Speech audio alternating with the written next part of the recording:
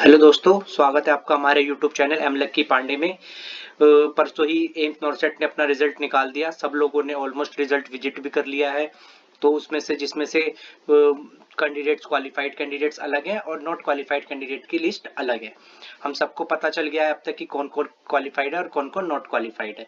Qualified के लिए तो हमने क्वेरीज आ रही थी तो उसके लिए अलग से एक वीडियो बना दी है। अगर आपने नहीं देखा है अभी तक वो क्वालिफाइड कैंडिडेट्स ने कि आगे क्वालिफाइड कैंडिडेट्स आगे क्या करें, आगे एम्स की तरफ से क्या नोटिफिकेशंस हैं या हमें आगे क्या प्रोसेस करना चाहिए, तो आप वो जाके आई बटन के ऊपर मैं वीडियो डाल दूंगा, आप उस वीडियो को भी जाके देख सकते हैं। अब आ रही है हमारे की जो कैंडिडेट्स क्वालिफाइड नहीं हुए हैं, मतलब जो नॉट क्वालिफाइड कैंडिडेट्स हैं वो क्या करें आगे, क्योंकि आगे मेन तो उनके लिए ज्यादा होता है, क्योंकि जो क्वालिफाइड है वो वेट करेंगे कि एम्स आगे क्या नोटिफिकेशन देता है और आगे किस तरीके से कैसे प्रोसेस होंगे। लेकिन ये वीडियो मोस्ट प्रोबेबली हम उन्हीं के लिए बना रहे हैं जो नॉट क्वालिफाइड कैंडिडेट्स हैं, क्योंकि बहुत ज्यादा डिमांड आ रही थी कि सर नॉट क्वालिफाइड कैंडिडेट्स के लिए आप वीडियो बनाइए कि नॉट क्वालिफाइड, जिन्होंने क्वालिफाई नहीं किया इन एग्जाम्स में, वो क्या करें। तो देखिए, जो क्वालिफाइड नहीं करे गए कैंडिडेट, अब उनका सबसे पहला तो एक ऑप्शन मैं आपको साफ साफ क्लियर बता देता हूँ कि अब नॉर्सेट का एग्जाम जो है वो अगले साल होगा। तो मतलब अब आपको क्या करना है, अगले साल अगर आप नॉर्सेट के प्रति ही बहुत वो है कि फिक्स है कि नहीं नहीं मुझे एम्स के अंदर ही जाना है, तो आप नॉर्सेट के लिए तैयार कीजिए। पर ना, मेरा ये कहना है कि कभी it's been never too late, मतलब किसी भी चीज की तैयारी के लिए कोई भी चीज लेट नहीं हुई है। ठीक है, हम अभी से ही और भी एग्जाम्स की तैयारी कर सकते हैं। जैसे कि मैं आपको दिखाता हूँ कि क्या है, इस समय जो है स्टाफ नर्स की बहुत सारी वैकेंसीज निकली हुई हैं। जैसे कि देख सकते हैं लेटेस्ट नर्स वैकेंसीज जो 2022 में निकलने वाली है, और लेटेस्ट इनकी लास्ट डेट्स आप देख सकते हैं 27/12 की है। स्टाफ नर्स की 31/12/2021 की है। फिर ये SVPNA में है 31/12/2021 की। फिर DMER चंडीगढ़ में स्टाफ नर्सिंग ऑफिसर की जॉब है, वो है 27/12/2021 के लिए। UPSC एडवर्टाइजमेंट नंबर 17/2021 में भी स्टाफ नर्स की जॉब है, ट्यूटर 14 की 16/12/2021 की, जिसकी लास्ट डेट है। अब आयुष मिश्योर में 17/12/2021 में लास्ट डेट है। आयुष मिश्योर में नर्सिंग सुपरिटेंडेंट की जॉब है। नर्सिंग सुपरिटेंडेंट की गुजरात PCS में जॉब है। एम्स पटना में इवन 200 वैकेंसी अलग से निकली गई है नर्सिंग ऑफिसर्स के लिए। फिर नर्सिंग सुपरिटेंडेंट की 20 की गुजरात GPSC में निकली गई है। तो अभी ये लेट नहीं हुआ है।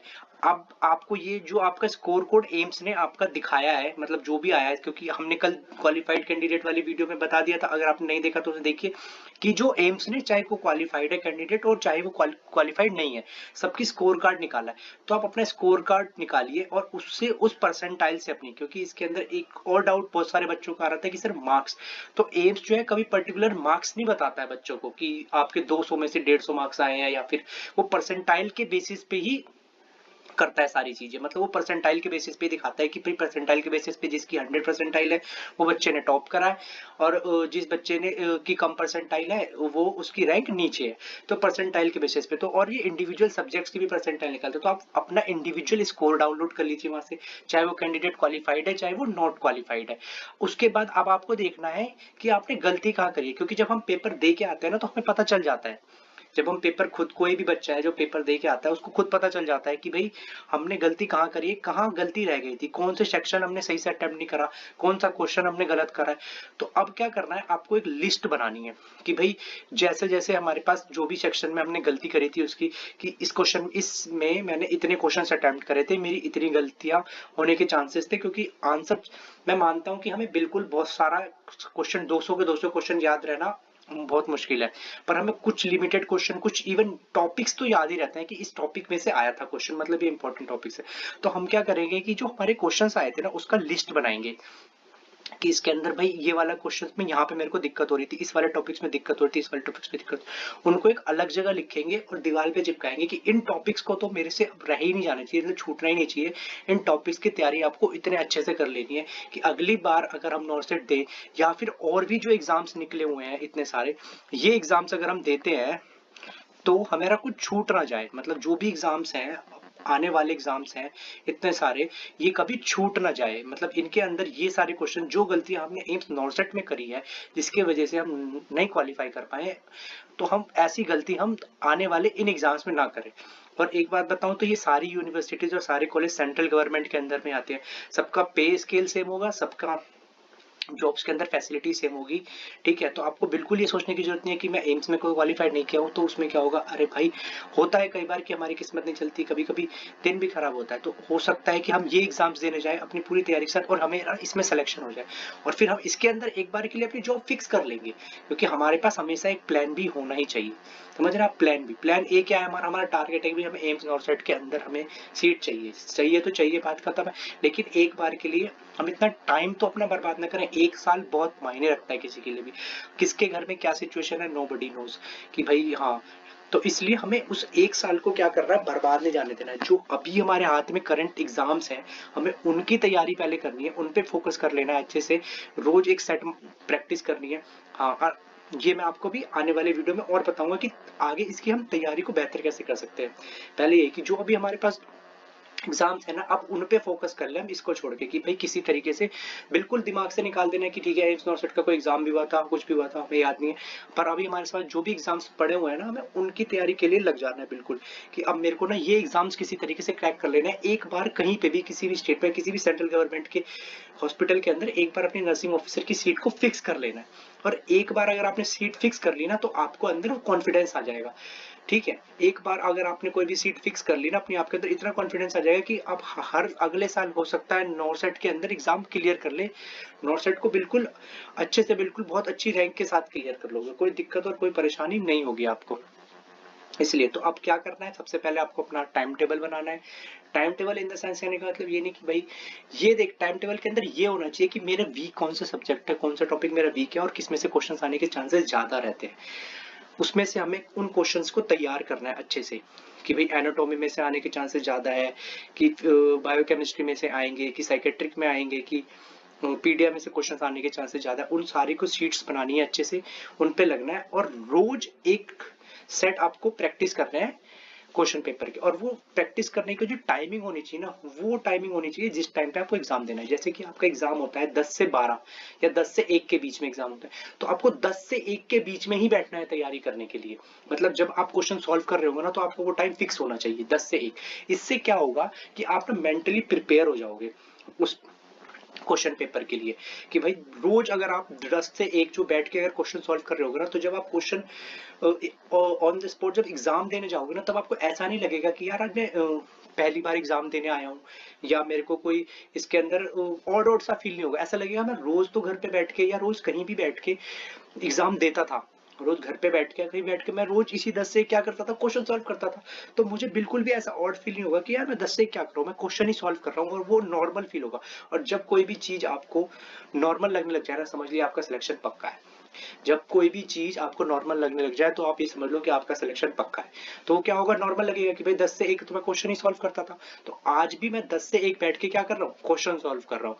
तो आप 10 से 1 बैठ के आपको क्वेश्चन ही सॉल्व करना है और नहीं। और अगर अब क्या होता है, कई बार 2 शिफ्ट में एग्जाम होता है, तो आपको 10 से 1 क्वेश्चन शिफ्ट करना है, मतलब 15 दिन 10 से 1 करना है, फिर 15 दिन हम क्या करेंगे 1 से लेके 3 के बीच में कर लेंगे, क्योंकि हमें नहीं पता होता कई बार हमें स्लॉट। लेकिन जब हमारा एडमिट कार्ड आ जाए ना, जब हमारा स्लॉट फिक्स हो जाए कि भाई 1 से 3 के बीच में एग्जाम है, तब तो आपको रेगुलर उस दिन से लेके एग्जाम से 1 दिन पहले तक आपको रोज उस 3 घंटे के अंदर सिर्फ क्वेश्चन सॉल्व करने हैं। क्वेश्चन सॉल्व करने के बाद आपको खुद चेक करना है कि मैंने कितने क्वेश्चन गलती करे। फिर जिन क्वेश्चंस में आपको गलती रह रही है ना, जिन क्वेश्चंस के अंदर आपको गलती है, उस टॉपिक को पूरा उठा के आपको पढ़ना है। मतलब मान लीजिए मेरा पीडीएफ में किसी एक टॉपिक के अंदर क्वेश्चन गलत हो गया, तो मेरे को उस टॉपिक को ही पूरा उठाना और टॉपिक को ही अच्छे से पढ़ लेना है, ताकि मेरे को अगली बार इस टॉपिक से सिर्फ वही नहीं, अगर कोई और भी क्वेश्चन बन के आए ना, तो मुझे कोई डाउट ना रह जाए, मैं उस क्वेश्चन को सीधा टिक करके और सीधा टिक करके करेक्ट करके आऊं उस क्वेश्चन को। तो आपको इस तरीके से अपनी मेंटेलिटी फिक्स करनी है, ठीक है। और ये चीज करनी है, ये चीज आपको आगे के लिए प्रिपेयर कराएगी। अब इससे क्या होगा, अब हमारे पास प्लान बी भी हो गया कि हमारे पास ये एग्जाम्स है, हमने तैयारी भी देख ली कि हमें तैयारी किस तरीके से इन प्लान बी के एग्जाम्स की करनी। अब जब हमारे पास ये प्लान बी या हमारे पास एक सीट फिक्स हो जाएगी ना, तब हमें नॉर्सेट देने में दिक्कत नहीं होगी, तब हम नॉर्सेट की तैयारी भी इसी तरीके से करेंगे। और उसको निकालने के लिए 2022 के नॉर्सेट को निकालने के लिए हमें बिल्कुल भी ऐसा नहीं लगेगा कि भाई क्या होगा, पिछले साल क्या हुआ था, नहीं हुआ था, या मैं क्वालिफाई नहीं करा था तो इस साल मैं करूंगा कि नहीं करूंगा। हमें कोई दिक्कत, कोई परेशानी, किसी भी तरीके की दिक्कत नहीं रह जाएगी आपको। तो इसलिए सबसे पहला हम क्या करेंगे, याद रखें, सबसे पहले हमारे पास जो अभी जॉब्स अवेलेबल है, जो अभी हमारे पास जिनकी लास्ट डेट है, इन सारे फॉर्म्स को जाके आप आज ही अप्लाई करेंगे, क्योंकि अभी इनकी लास्ट डेट है रही है। और भी कोई फॉर्म्स आते हैं तो हम अपडेट करते रहेंगे आपको, इसलिए आप हमारे चैनल को सब्सक्राइब कर लीजिए, बेल आइकन को प्रेस कर लीजिए। इससे क्या होगा कि हम आपको बता देंगे टोटल कि भाई कौन कौन सी जॉब्स आने वाली हैं, आप उनको अप्लाई करके रख लीजिए। ये तो हम हो गया हमारा भी, ठीक है, प्लान बी हो गया। अब हमारा प्लान ए क्या था कि हमें नॉर्सेट में ही जाना है, हमें एम्स के अंदर ही सीट चाहिए, तो उसकी तैयारी हम अभी से ही करेंगे। साथ साथ में क्या होगा कि उसकी कर तो हम नॉर्सेट की तैयारी है, लेकिन ये एग्जाम से गया, खुदा ना खास्ता भगवान की कृपा रही, हमने इसकी तैयारी अच्छे से कर ली, हमारा ये एग्जाम निकल गया, निकलने के बाद हम इसके अंदर सीट ले लेंगे, इसके अंदर सीट लेके हम भी सीट रिजर्व कर देंगे ना, कम से कम हमें ये तो नहीं रहेगा प्रेशर कि भाई हमारे पास कोई जॉब नहीं है या फिर हमें आगे क्या करना है नहीं करना है। ये रहेगा कि हम फोकस्ड रहेंगे, हमारे पास एक तैयार है। अब हमारा फोकस क्या हो जाएगा कि ये जॉब तो है मेरे पास, सीधा फोकस रहेगा कि मेरे को एक लेनी है, अब नॉर्सेट की तैयारी करनी है। इवन इस बार भी जो भी नॉर्सेट दिए थे उसके अंदर क्या लगता है आपको, इसके अंदर इवन एम्स के जो बच्चे होते हैं ना वो भी वापस नॉर्सेट पे बैठते हैं, सिर्फ अपनी सीट को अपग्रेड कराने के लिए, कि एम्स ऋषिकेश का बच्चा बैठता है नॉर्सेट के एग्जाम में कि मुझे दिल्ली एम्स की सीट मिल जाए। तो इसलिए कोई आपको ये भारी बात समझने की नहीं है कि फिर अगले साल में मेरे पास ये सीट हो जाएगी तो मैं वो नहीं करूंगा। हमारा अपना गोल पहले फिक्स रखना है। गोल क्या है कि मुझे एम्स नॉर्सेट ही निकालना है और अगले साल 2022 में मेरे को निकालना ही है। अब उसके लिए क्या है कि बाई चांस अगर ऐसा रहा कि हमें नहीं पता क्या होगा, क्योंकि हमारे घर में सिचुएशन नहीं, हमारे माँ बाप सबको बहुत उम्मीदें होती है कि हम आगे कुछ करेंगे, तो आपको क्या करना है, सबसे पहले तो आपको अपना प्लान बी तैयार करना है कि देखिए ये वाला नर्सिंग ऑफिसर एग्जाम जो है मेरे को इन्हें देना है, इन्हें निकालना है, पहला टारगेट ये रखेंगे हम प्लान बी के अंदर। उसके बाद जो तैयारी करनी है, जो मैंने आपको बताया कि रोज हमें जिस टाइम भी पेपर के 2 ही टाइम होते हैं मोस्ट प्रोबेबली, जो ऑनलाइन एग्जाम्स होते हैं, या तो होता है वो 10 से 1 और फिर 1 से या 2 से 5 के बीच में होता है, जो आज के लिए टाइमिंग चल रही है ऑनलाइन एग्जाम्स की। तो इन टाइमिंग के बीच में हमें बैठ के रोज रोज 3 घंटे जो है हिलना नहीं है, मतलब जैसे हम वहाँ पेपर देने जाते हैं, हमारे पास सिस्टम है, हम अपना कंप्यूटर लेंगे, ऑलमोस्ट आज सबके पास ऑनलाइन है, हर चीज ऑनलाइन है, क्लासेस भी ऑनलाइन, तो सबका सिस्टम है, सबको अपने सिस्टम पे बैठना है, दरवाजा बंद कर लेना, सबको मना कर देना कि भाई 3 घंटे मेरा पेपर है, आप कोई भी मेरे को डिस्टर्ब ना करें, और 3 घंटे बैठ के आपको रोज एक मॉक टेस्ट सॉल्व करना है नर्सिंग नॉर्सेट के एग्जाम का, रोज एक। और इस तरीके से आप करेंगे ना तो आपको इस चीज की आदत पड़ जाएगी, और जब आपको किसी चीज की आदत पड़ जाती है ना, तब कोई सारी चीज आपके लिए नॉर्मल हो जाती है।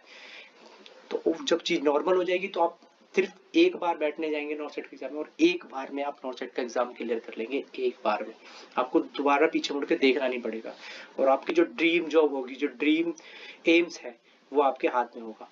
जब आप रात को सोएंगे तो आपको सिर्फ अफसर में यही आना चाहिए कि मुझे नॉर्सेट क्रैक करना है, मुझे नॉर्सेट क्रैक करना है, और कोई बात नहीं। लेकिन हमेशा सिचुएशन एक जैसी नहीं होती है, हमें ये भी सोचना है, हमेशा सिचुएशन हमारे फेवर में नहीं होगी। हो सकता है हमारी तैयारी बहुत अच्छी थी, हमें सारे क्वेश्चंस आते भी थे, लेकिन फिर भी कई बार होता है कि वो दिन खराब हो गया, या कोई भी ऐसी मिस हैपनिंग या कोई भी ऐसी चीज हो सकती है, तो उसके लिए हमें हमेशा प्लान बी होना चाहिए हमारे पास। जब प्लान बी हमारे पास होगा तो उसके बाद हमें प्लान ए को अचीव करने के लिए ना बिल्कुल भी टाइम नहीं लगेगा, क्योंकि हमारा फोकस तो प्लान ए पे ही है, लेकिन हमने एक प्लान बी अपने साथ में रखा हुआ है। तो इसलिए बिल्कुल हमें इस चीज पे फोकस करना है कि हमें किसी भी तरीके से निराश नहीं होना है, बिल्कुल नहीं सोचना है कि क्या होगा, मैं डिस्क्वालीफाई हो गया या मैं अनक्वालिफाइड हूँ तो अब क्या होगा नहीं होगा। बिल्कुल ये चीज इसको दिमाग से निकाल देना है कि कोई बात नहीं, क्या हो गया यार, मैं थोड़ी हूँ, मेरे साथ। हमेशा कहते हैं कि जब आपको बहुत ज्यादा सक्सेस हो जाए ना, तो हमेशा एक बार अपने से ऊपर वाले को देख लेना चाहिए कि यार ये तो मेरे से भी ज्यादा सक्सेस है, अगर सक्सेस का घमंड हो जाए।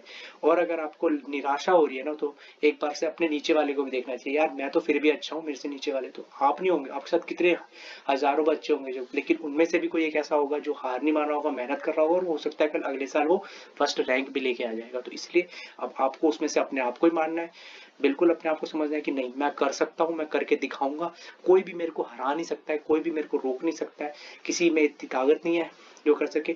मैं करूंगा, मैं अपना एक शेड्यूल बनाऊंगा, और ज्यादा नहीं, मैं तो आपको बोला ही नहीं कि आप 6-6 घंटे 7-7 घंटे 8-8 घंटे करो, सिर्फ आपको अपने दिन के 3 घंटे निकालने हैं, 3 घंटे क्वेश्चन प्रैक्टिस करना है, और उन 3 घंटों के बाद क्वेश्चन प्रैक्टिस करने के बाद जो भी आपकी गलतियां हैं उनको फोकस करना है 1-2 घंटे बैठ के, कि ठीक है मेरी गलती ये थी, मेरे को उनको चार्ट जाना है अच्छे से, कि अब ये गलती इसमें से, अगर इस टॉपिक में से कोई क्वेश्चन आता है, आप देखना एक भी ऐसा टॉपिक रह ही नहीं जाएगा जो आपने कवर नहीं करा हो, एक भी ऐसा टॉपिक जो आज आपकी गलती, अगर आपने उसको अच्छे से कर लिया, इस टॉपिक को ही खत्म कर लिया, तो अगली बार उस टॉपिक से कोई भी क्वेश्चन आएगा तो आप उसे तुरंत कर दोगे, तो कोई दिक्कत कोई परेशानी नहीं होगी।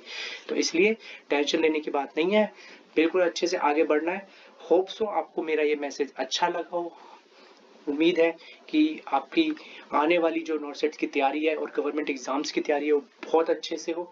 कोई दिक्कत है, कोई परेशानी है तो कमेंट सेक्शन में कमेंट करके जरूर बताओ।